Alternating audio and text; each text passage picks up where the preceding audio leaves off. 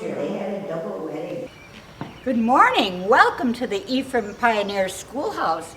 You're entering the cloakroom where the little children would hang their coats and caps. Girls on one side, boys on another. There were little hooks that they would hang their coats on and little benches that they would store their boots and their snow pants. And come on in. Thank you for coming in. This bell is the original bell put in this belfry in 1880, and it was said years ago that when the bell rang at the Ephraim school and the bell rang at all the churches, all the dogs in the village used to howl. So it's quite a wonderful thing to have this still working. I'd like to show you a few things that are in this building, in this cloakroom, that belong to some of the students here. I think you have probably not seen a bike like this. This bike does not have a chain. It has a drive shaft, and it's number 17 of 25 bikes made by the Crescent Wheel Company in Chicago. And I think they didn't make very many because it was hard to break, I would expect. And this bike over here belonged to a boy that went to school here years ago. He was the grandson of Even Nielsen, and Even Nielsen was from Fish Creek originally, and we could never find where he was buried until a few years ago. We discovered he was at Blossomburg, but he is one of the original ancestors that helped Iverson build his house and the schoolhouse. Now, if you notice this bicycle that belonged to Bertle Nelson, they Americanized their names. It has wooden rims. Isn't that interesting? So come on in, folks. I will also show you something that was interesting. A few years ago, men were working up in the attic because they were repairing the roof. And this particular little item was found, and we didn't know what it was at first, but it's a basin and a holder to wash your hands. So it may have been one of the original items from this schoolhouse. We sandblasted it and painted it, and it's beautiful. Come in. Here's our schoolhouse. It was built in 1880 for the amount of $658. It's amazing, isn't it? Isn't it a beautiful room? I love it. I always considered it my second home because I have been a docent for 16 years, and that's a long time. Here you see the original recitation benches. And when I say recitation benches, that's exactly what they were. The children could only learn from their blackboards to their slates in the early days because paper was so scarce that they had to use the blackboard. So the teacher would write the questions on the blackboard and the children would answer on their slates. And when the teacher thought they had enough time to memorize and learn, they would be called up on this recitation bench, and one by one, when their name was called, they had to get up and recite something by memory. Now, I want to give you a direct quote from Reverend Andrew Iverson, who said in his memoirs, "Children need to stand in front of their classmates and recite something by memory because it highly elevates their reading, their speaking skills, and also greatly elevates their moral character, does it not?" I love that quote. I think he could have started the Dale Carnegie course because that was instilled in all the children in those days. They needed to speak in front of their fellow students. Also, in 1858, Iverson built the very first schoolhouse, and he gave a little plot of land up behind his home so the children could learn, because another one of his quotes was, "Every child needed to learn English so they could go out into the world and prosper. And so, of course, the little schoolhouse was built, and that was in 1859. There were between 50 and 70 children in that little building. So in 1880, when this one was built, it was filled to capacity, and it was only half this size. The pot-bellied wood stove was standing right there where that floor grate is. Up on the ceiling, you can see a seam where the building was enlarged in 1900, which was very interesting. Then the heat was converted to a wood furnace, and then later on it was converted to coal. And the children would have to help the teacher. That was part of the things the teacher needed, because the teacher had to do all her own janitorial duties. And so that included the children even hauling wood to school at some point. So far, I'm talking about the very old days. Right now, I'm going to jump into the 1930s, because the reason I know more about the 1930s is because my mother came to this schoolhouse in 1934 as a young 22-year-old teacher. She had 56 students at that time, and they did everything to try and make her leave. The boys were very naughty. They pelted her car with rotten apples. They let the air out of her tires. They put tacks on her chairs. And she endured all of this, and she had such perseverance. She just poo-pooed the whole thing, and pretty soon they stopped. And years later, she said, "Why did you stop?" And they said, "Because it wasn't any fun anymore. You never got mad." So that was her story. But there was another story. I found all her memoirs, and I also went to this school for 3 years. I went from 1st through 3rd grade. But in the 30s, my mother built a little arithmetic counter. They call it a math counter right now. But she had little colored sticks, and the children would actually have a game from it. She would put the lesson plan on the blackboard, and the children would have to write the answers on their paper. Paper was okay at that time. There was a plentiful amount of paper. So they would do their answers, and they would use these little sticks, colored sticks.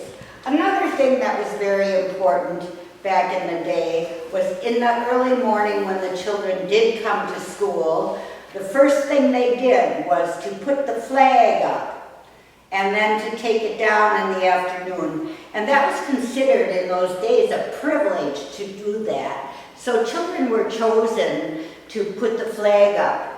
And then they would come in, and all the children would stand up and do the Pledge of Allegiance. Now I want to show you, this flag has been here for years and years, and it's very vintage, and there's only 48 stars. After the children said the Pledge of Allegiance, we always sang, and singing was an important thing in those days. People always asked us what would we do in the old days, and we sang early in the morning. Sometimes it was so cold in here. In the early days, the children would march around the room with their coats and caps on just to get warm and sing until they got warm in here.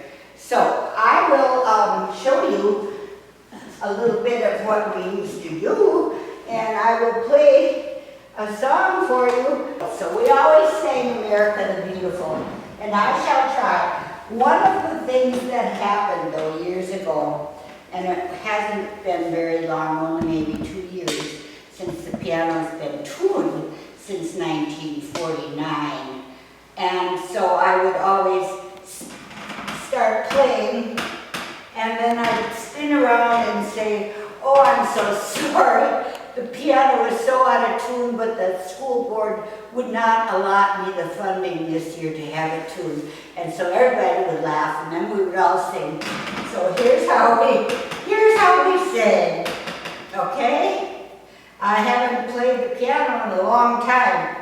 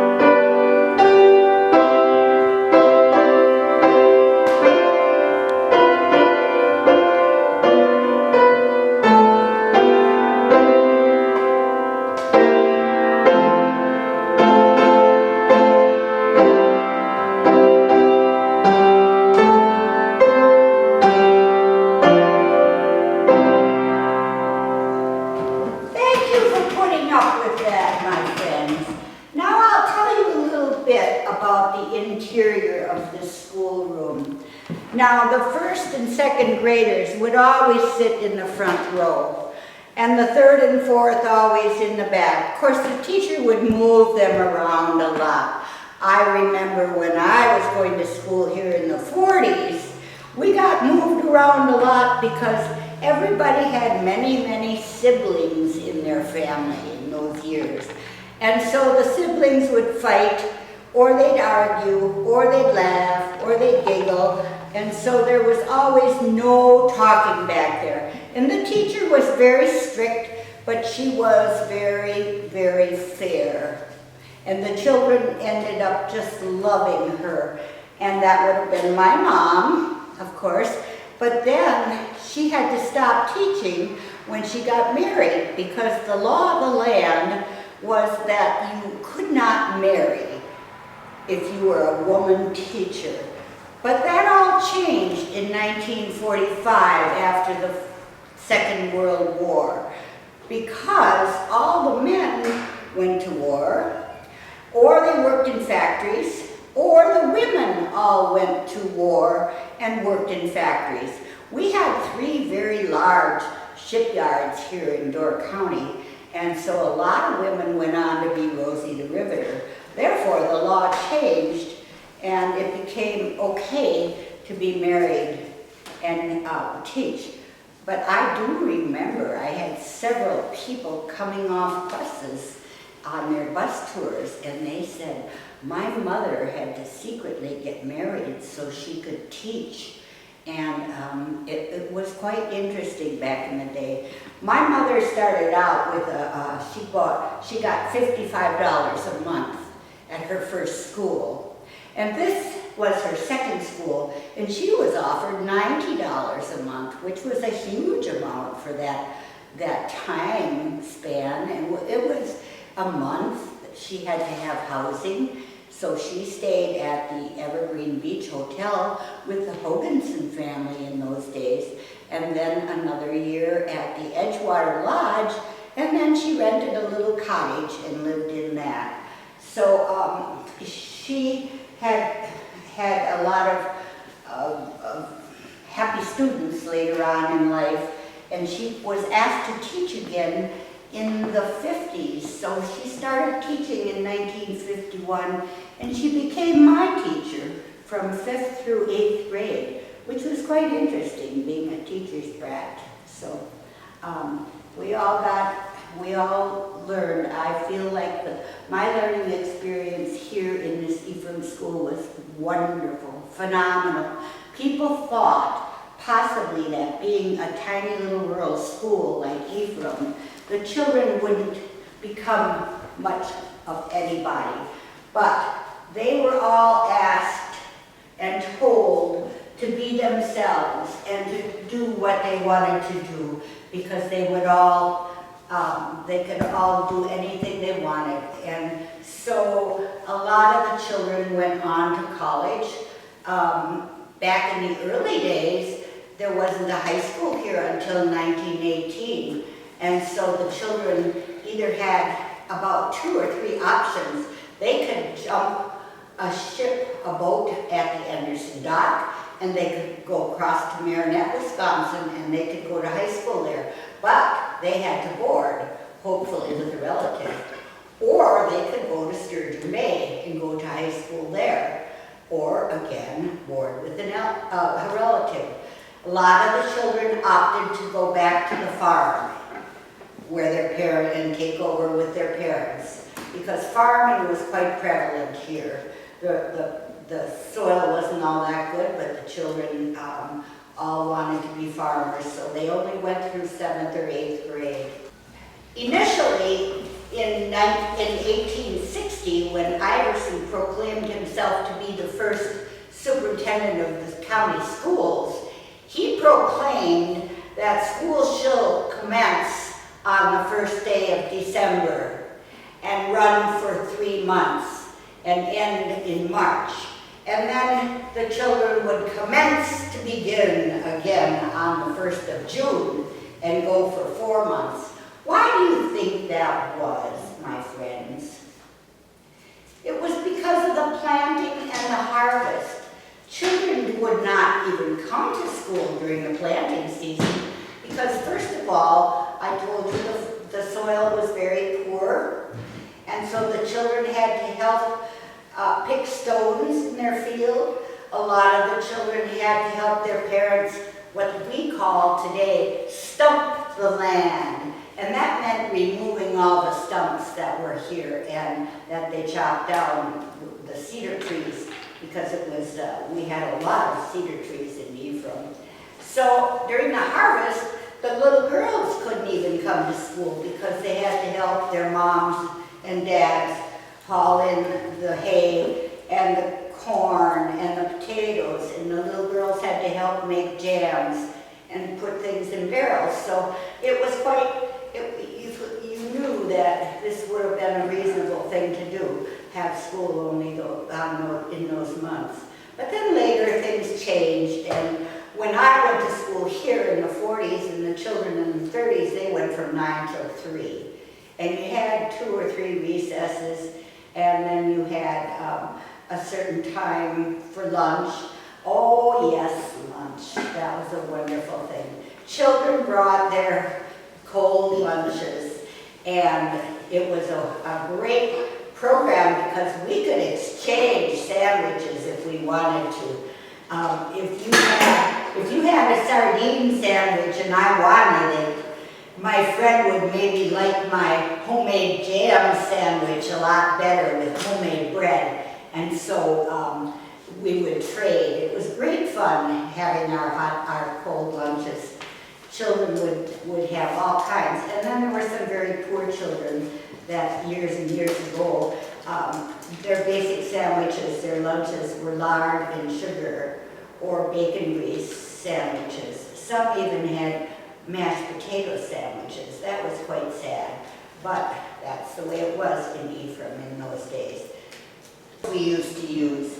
This is a penmanship book, which was very interesting. We all had to write in it, and our penmanship had to be just perfect. We all learned in those days the Palmer method. Have you heard of the Palmer method? Well, if you haven't, you should have been around in the 30s and 40s, because your knuckles would get wrapped if you didn't hold your pen just right. And this is how we practiced. And we had to practice and practice and practice. And writing became very important. Penmanship was absolutely beautiful in those days. I do have some slates. These slates belong to some of the older ancestors in the village that went to school here. This belonged to Ekberg Goodlet, who was part of the Goodletson family that lived in the log cabin, and he changed his name. Most of the family Americanized their name to Goodlet, but some kept their names at Goodletson. I also want to point out a picture on the wall. Ready? Can we walk over to this wonderful picture? It's of the poets, all the American poets, because when the children came to this school, there was an awful lot of literature done, and we had to learn a lot of poetry. And those are the American poets. They have been here for years and hanging on the wall. And there's a strange phenomenon here. This is a picture, we only have 2 interior pictures of the schoolhouse. And this particular picture was taken in 1905. And if you look closely, I'm not sure anyone will be able to see it, but there's an armoire standing in the back with the teacher. And it was John Brand that was the teacher at that time in 1905. And up on the armoire is that same picture of those American poets. And here it is today in 2020, still hanging on our wall. It's amazing. Okay. This school was in continuous use from 1880 until 1948. In 1948, it was decided that a new school would be built because there were so many repairs needed on this building. This building was in rack and ruin, so to speak. It needed a new foundation, and so it was going to be demolished by a wrecking ball. Miss Hepner, or at that time, Helen Hepner Soames, the former teacher, was on the school board. She was vehemently against having them tear down the schoolhouse because she had a foresight of having this saved as a historical place. And so she worked so hard and tried to save this building, and she went to see her friend Warren Davis, who was considered a wonderful, wise man who was a summer visitor that came to Ephraim in the summer. And he was such a nice man, and he had a lot of connections. And so they chatted, and he just said he would see what he could do. And we found out later that he and my mother had recruited many people to chip in and buy this building for $2,400 in 1948 to save the building. And so the Ephraim Foundation was established in 1949, on July 19th. And last year we celebrated our 70th year, I believe. Much for And thank you so much for listening to my story today, because I feel like I will always be a part of Ephraim.